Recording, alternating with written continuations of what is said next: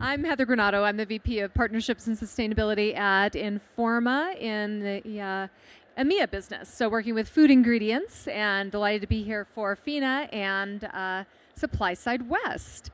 We are waiting on one more panelist, but since you managed to get here, and it's a long walk, I wanted to make sure that we could optimize our time together. Obviously, actually, I will do a side note. I have a terrible tree nut allergy. And when we were thinking about sessions for FiNA, I was like, we should talk about nuts. We should totally talk about them because I see them everywhere and I see them in everything because I'm very conscious of tree nuts. And so when I reached out to my friends here and I said, what if we had a little discussion about nuts? You're seeing them everywhere. You're seeing all kinds of nuts in different formulations. The question, of course, is, and they're tossing food back there, and I think it might have nuts in it. It's cool. He's like, yeah, it does. How could we talk about the considerations in formulation? What do you have to think about? What are some of the new ingredients that are out there? What are the sustainability considerations with those ingredients? And how are you handling them to make sure that when you're providing these products to consumers, that you're providing things that are safe? And that's where I wanted to talk about production, safe handling, allergen management. So our speakers, Pablo Coronel, PhD, Senior Fellow on Food Process and Food Safety at CRB, and Nova Sayers, who's VP of Growth and Innovation at How Good. So where I'd like to start is, Pablo, why don't we start with you, talking a little bit about your background and this idea of how are we going nuts? What are some of the considerations? Thank you. So, my name is Pablo Coronel. I'm a food scientist. I have been in the industry for a long time, and I have gone from R&D to process development, and right now I'm working as a consultant in food safety. Using nuts is very fashionable. They're a very good source of protein, and of course, they're very tasty. However, as everybody knows, a significant number of the population can have a very strong reaction to them. And handling them correctly becomes a challenge for the producer. Not so much in the sense that the final product is going to be safe or not, but all the other products around it. Especially when you're handling nuts, you have to be very careful not to get them airborne, because the amounts that create the reaction are minute. You're talking 1/1,000,000th of a gram can create the reaction. So if you're making a dust and that dust is going into the air, or you're putting it airborne through water bubbles, it's going to go everywhere into your factory, and it's going to be very hard to eliminate. At the same time, storage of allergens, especially nuts, needs to be segregated. And production needs to be made in a way that is smart. What we generally recommend is to run products with nuts at the end, let's say on a Thursday or Friday, before you do a full cleanup of your factory, so that all the products that are made before don't have that problem. That any line that is transporting nuts open, let's say a conveyor belt, does not run over product that could be open and could contaminate. We don't want any nuts jumping from the conveyor belt to the next and things like that. And in that case, in CRB, we do design and construction of factories, and we do consulting as well. That's a big part of our job, to make sure that we don't have any cross-contamination between one and the other. Excellent. Thank you so much. I've got this vision in my head now of like a nut literally jumping off of the thing and into a different line. So, yeah. I can give you a nightmare if you want. I don't want a nightmare. Like, it's hard enough having this allergy. So, okay, Nova, give us some insight from your perspective. You're looking at different ideas, issues in the supply chain, in fact. Yes, but I will just acknowledge, thank you. You brought me back to my roots. I got my start working in the food industry in food safety, and I quickly escaped because of some of these concerns down to the microgram of the ingredient.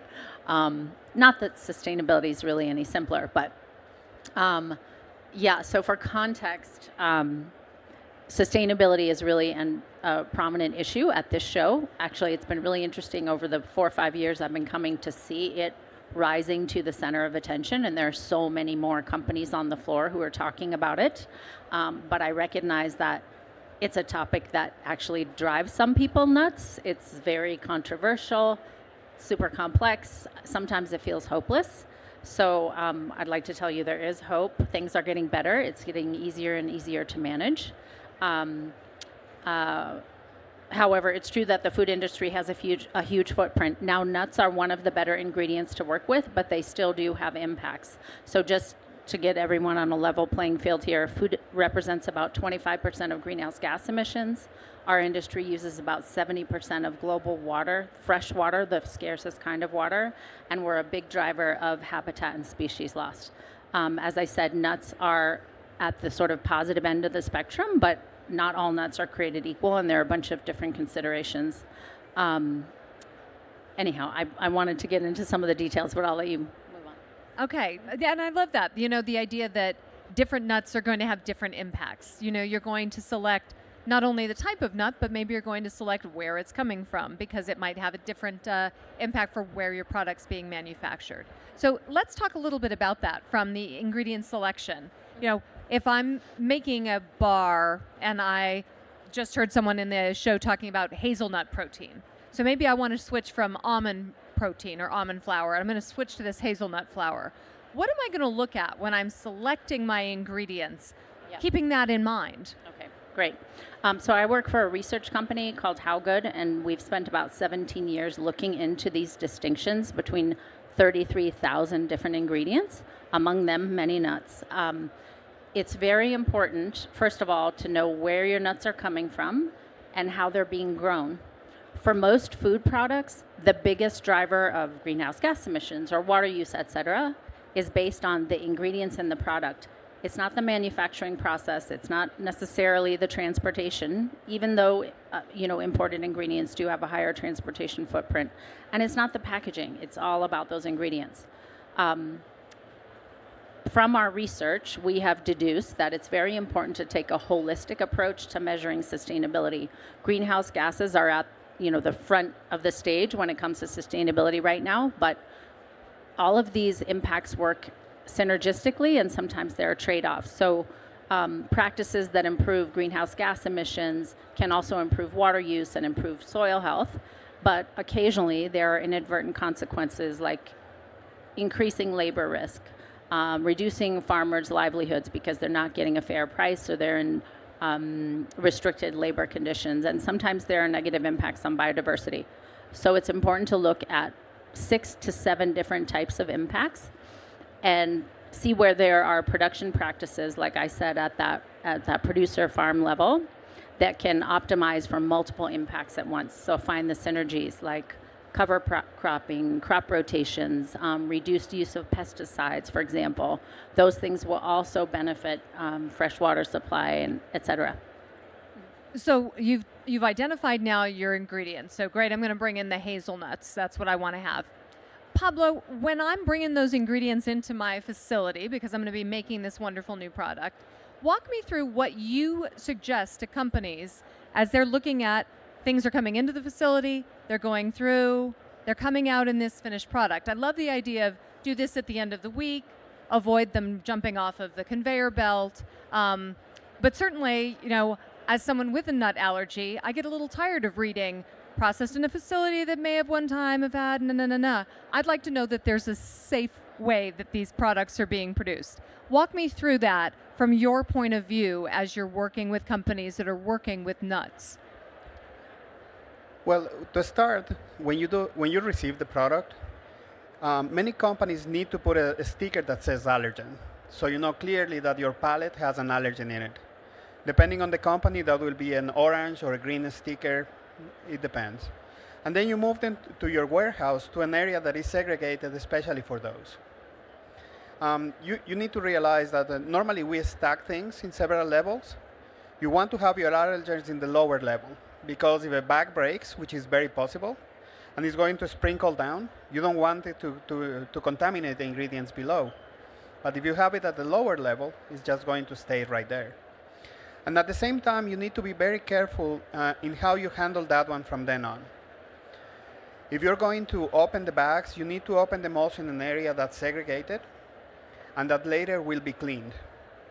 And after it's been cleaned, whether it's dry cleaning or wet cleaning, you need to do a cleaning validation to ensure that there are no allergens left. Until a few years ago, you needed to go through the whole ELISA test, and it took a few hours. But right now, several companies are offering the swabs that give you the result in very few seconds or minutes, whether you did a good cleaning or not. And that allows you to continue knowing for sure that you don't have anything left in your line or in your room to contaminate the next product. Same thing, as you go through production, you do exactly the same. And you always verify that you have done a good cleaning so that you do not affect the people and the products that come afterwards. Now, when it gets really tricky is when things are milled or broken or used as a dry ingredient, because they can get airborne. And once they get airborne, they will go anywhere. And in that sense, we need to treat air like an ingredient as well. So there needs to be changes in the pressure of the air in the rooms, and there needs to be a very good dust control so that we know that anything that broke, any particle, is being sucked to the outside, or it goes to a filter, but it will not contaminate or cross-contaminate any other product. That is far more of a challenge that we'd like to see, but I think that's where the industry will go in the next few years. And obviously, a lot of that is around consumer protection. You know, consumers are looking for products that are labeled appropriately and that the companies are doing everything they can.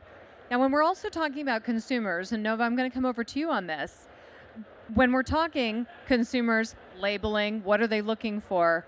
Are they thinking about the environmental impact of the ingredients that are in those products? Are they actually aware of whether they're choosing something with the hazelnuts or the almonds, and what the footprint might be if it's labeled, hey, sustainable? Does it matter? I think it absolutely matters. There's some really great data out there. If you want to take a look at a study that I have loved to reference, it's from the NYU Stern School of Sustainability. Their center, they partnered with Nielsen, and they've been analyzing sales data for products that are quote unquote sustainably marketed. Now that means a variety of different claims. Some of those claims are more rigorous than others, so that's an important thing to consider. But down, in the snack category, in categories where nuts are often used, like plant-based milks, etc., those products they're outpacing conventional products. So consumers do care, and some of those types of products are earning premiums. I think the average in last year's study was a 29% premium. So this trend towards disclosure of the ingredients also opens up this beautiful opportunity to tell stories. And there are some companies here on the floor today that are doing a really good job about that storytelling, that have taken the time to understand where their ingredients are coming from and how they're being produced. And so that's true with nuts as with any other. So I think that's a really good indicator around consumer demand for transparency. And you talk about storytelling and the importance of actually, here's everything that's going into a particular product. Pablo, from your perspective, do you think consumers are interested in how the product is being made? Is that something that a company could even use to talk about when they're saying, I've got this bar and it is labeled appropriately, and let me talk you through how we're handling those tricky allergen-laden ingredients? I believe it is very important for customers, especially now that people are becoming more and more sophisticated, and they want to know how things are made and where they come from. So if you can assure them that their product is made in a way that's going to be clean of allergens, and that gives them, again, confidence, as we're talking, it will be a very good selling point. You can see, like Nova said, in a lot of the plant-based milks, we know that some of them are going to have allergens. Let's say almond milk, we know for sure that it will have an allergen and has to be labeled appropriately. But if you go to a different type of ingredient, they will let you know that no other allergen is being used in the factory, and that is allergen-free. And that, of course, has a premium, especially for people like you that need to be completely nut-free. Do we have anyone in the audience with any questions? Everyone's like, no, I just wanted to get off my feet. No, you wanted to talk about nuts. I know you did. So, Nova, what are some of the different considerations that people... I do have a question. How about that? Have you seen products successfully market that, like tell that story on pack? I know there's that challenge of a consumer has 2 seconds to decide on a product. How do you educate them in those 2 seconds? Good question. That's actually the magic question. And I'm not sure whether you have one in one of the ones that I've seen in the industry that I really like. Gaia Herbs has done some fantastic work with like QR code where you can actually like trace back to the farm. And so on pack, you can actually see it's this particular botanical. And if you scan, it will give you like a quick video shot that takes you to the farm. For me, I find that pretty fascinating because it is quick. It's at the shelf. If you have some great labeling, depends on how much shelf space you've got and what you're paying your retailers, I suppose. But I think you could probably do that, even with the sustainability story. If you're talking about why are we choosing California almonds instead of almonds that are coming in from Italy, something like that to me would be a quick shot for someone making a decision at shelf. Otherwise, you're talking about it's the long-term marketing that has to happen. So you've got your 5 exposures before they actually recognize you even have a product. Other thoughts? Yeah, I'll jump in there. Having worked in the realm of certifications and standards for many years, there's still a lot of good evidence that those do work. It's no longer enough, really, to speak to that more educated consumer who has all kinds of information at their fingertips on their cell phone, as we all do, and is also immersed in social media and hearing a lot of information that may or not really be substantiated by science and fact. So I think certifications and those types of labels where you have like this recognizable icon that's already been marketed by that certification organization and by all the companies that participate, those are still performing well in studies. That being said, what we've seen over the past 3 years is the growing use of quantified impact claims, and that's where I now work, using data and actual measurement to make claims about things like carbon footprint. And there are some really interesting, mostly brands. I haven't seen ingredient suppliers doing much of that yet, but I presume it's coming because you're selling to the brands and they want to be able to take that message to their retail buyer. So yeah, carbon claims, and not far behind them, water claims, actually quantifying what's the footprint of the product. There's evidence that those are also triggering consumer purchase intent, like in that crowded shopping environment. And if you want to know about some studies, I can tell you after. Question here? We have a small manufacturing facility in Kentucky where we make proteins and lipids. We know that we have a pretty low carbon footprint, but we don't have it validated or verified. We just say it is. Do you have any good resources for a smaller manufacturer to be able to validate those claims?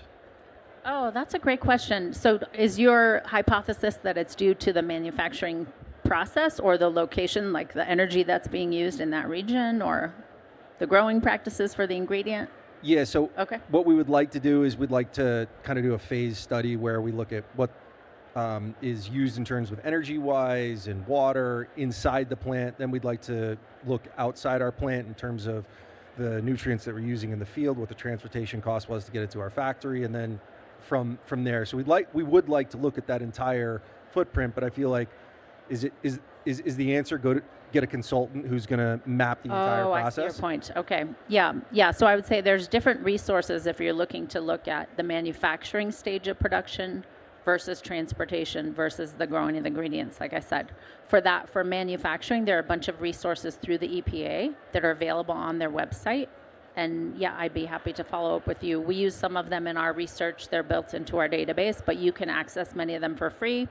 And they even have calculators that they reference.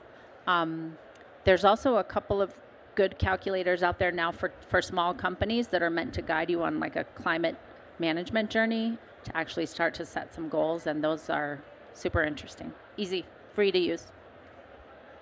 What are some of the different areas that companies do assess? So if I'm selecting whether I want to have a California almond or an Italian almond, I've found it very interesting. We've looked at the How Good platform.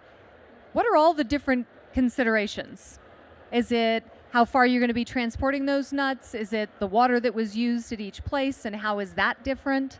Tell me a little bit about how I'd compare the footprint of an ingredient I'm selecting.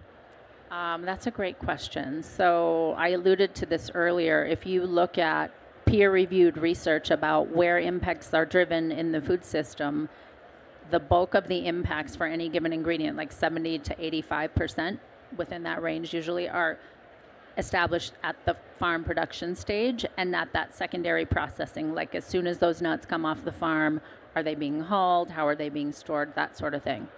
Transportation matters, of course. Manufacturing matters, but it's a much smaller share. So we would recommend looking at that stage and asking your producer some questions if you can get into that dialogue. If you're dealing with a broker, it might take some time, but this trend towards knowing your supply and who they are and what they're doing is, that's necessary for food safety considerations as well. Anyhow, so I would say ask questions about what's going on at the farming stage, what type of transportation they're using. Sometimes there's really interesting solutions out there, like especially in smallholder farming communities that are really low impact. And so even though you're importing that ingredient, they might have a much smaller footprint than a highly industrialized producer here in the U.S. Yeah. When we're looking at obviously manufacturing, whether that's just processing your raw ingredients or the finished products, there are very small companies, there's very large companies. Do you see differences, Pablo, in allergen management and awareness? And I'm going to focus on the nuts thing, bring it back. To are smaller firms more likely to have misses in the system? Or is it the larger firms because of what they're processing? Is there any commonality there? Oh, that's another $1 million question. And what I see now is that the smaller producers tend to comply with the regulations faster. So because they make a small production and it's kind of a niche thing at some point, in some way, they are a lot more conscious of what their customer base is. Large companies, large corporations will comply, but some of them have been grandfathered in or are legacy factories, very old, and it takes a long time to comply. And like I was telling you, one of the biggest challenges is their handling. And in some companies, it's completely non-existent. So you can go there and swab, and you will find powder from 1955 somewhere in the building. I was thinking about those swabs. I actually wanted to pick some of those up and just take it home, and like the next time my cleaner comes in, did that really happen? Yeah, actually it does. Yeah. So what questions would you suggest if we've got brands out here and they're looking to work with a manufacturer? Maybe you want to have a chocolate bar with nuts in it. And so I'm going to go and I'm going to assess my co-packer because most companies are going to use a co-packer. What are the questions they should ask when it comes to allergen management and control? Exactly that. They need to have a good allergen management plan. Not only because it's part of the law that you need to have one, but you need to make sure that it has been validated. And if you have any doubts, the best thing you can do is hire a consultant to go and do an audit for you. If you don't have somebody that can do an audit of the co-packers in your company, hire somebody to go and do it. It's money really well spent because it's going to save you a lot of headaches and it's going to take a lot of liability out of you. I was going to say, probably at the end of the day, if someone does have a severe allergic reaction and they get a nut in something they weren't expecting or the wrong kind, is it going to be the co-packer or is it going to be the brand? It is always the brand. It doesn't matter who the co-packer is, but if it's Heather's Bars, it's always going to be Heather's Bars. Okay. Any thoughts? Any other questions? Any final thoughts that you'd want to leave us with, Pablo? Management of nuts and other allergens is possible. It requires care, but we're here to help in anything you need, and just go nuts. And we did get a question right here. Hi, I just wanted to introduce myself. My name is Ricardo. I'm from the company Labra, and we brought to the United States a new seed called Baru. I don't know if you ever heard. No. Here it's known by Baru nut, but it's a seed. And it's a non-allergenic, and it tastes like peanuts, so it's a substitute for peanuts. And I have a test. So if you have not heard yet, you should know they have more antioxidant, more protein, more fiber, more vitamin E, and less fat than all mainstream nuts in the market. This product is from the savanna of Brazil, the Cerrado, the biome. Is regenerative, is wild harvest. It holds carbon, brings nitrogen to the soil. It's from a leguminous tree.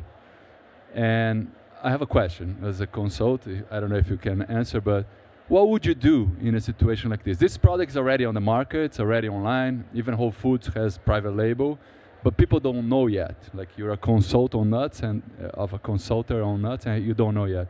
What would you recommend to do in order for this product to become mainstream in the United States? Now that's a magic question. If I had the answer to that, I wouldn't be sitting up here. Yeah, I will be living in the Caribbean Yeah. in a villa. What I actually love is the fact that you're talking about the fact that this is something that is like a non-allergenic solution. Granted, it's the something nut, so it's got like this weird name. So it was a seed. Yeah. Okay. Yeah. So there's a huge market for products that are substitutes for nuts, and peanuts instead of tree nuts or seeds instead of. And I do think there's a lot of potential there. I think soy nut butter was out, 15 years ago. I don't see a lot of soy nut butter anymore. I do think that the premium positioning is driving the nut and nut alternative category. So in my mind, that's where it's going to have to go to actually take off, is a premium positioning like you're seeing with hazelnuts, for example. People pick that because, it sounds really, high end. Although I think, Pablo, we were speaking earlier that really it was a solution because there wasn't enough chocolate in Italy. So That is we're going to correct. grind up the hazelnuts and put just a little cocoa and call it Nutella. I don't know if you'd have any other thoughts from the ingredient supply chain perspective. I'm going to use my perspective working in sustainability that there is a lack of options from suppliers that are, you said this is produced through agroforestry or it's wild harvested? Yeah, so this is, I didn't get a chance to mention that, but like if you're looking at the drivers of greenhouse gases, deforestation is a huge one.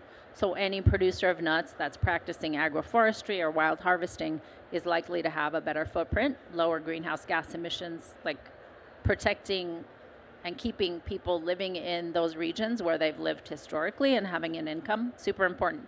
So my thinking is if you can validate that and measure it and go to the market with a really strong story that's backed up by data and numbers, there's demand out there. Now, when it comes to formulation and taste and all that, that's not really my forte, but.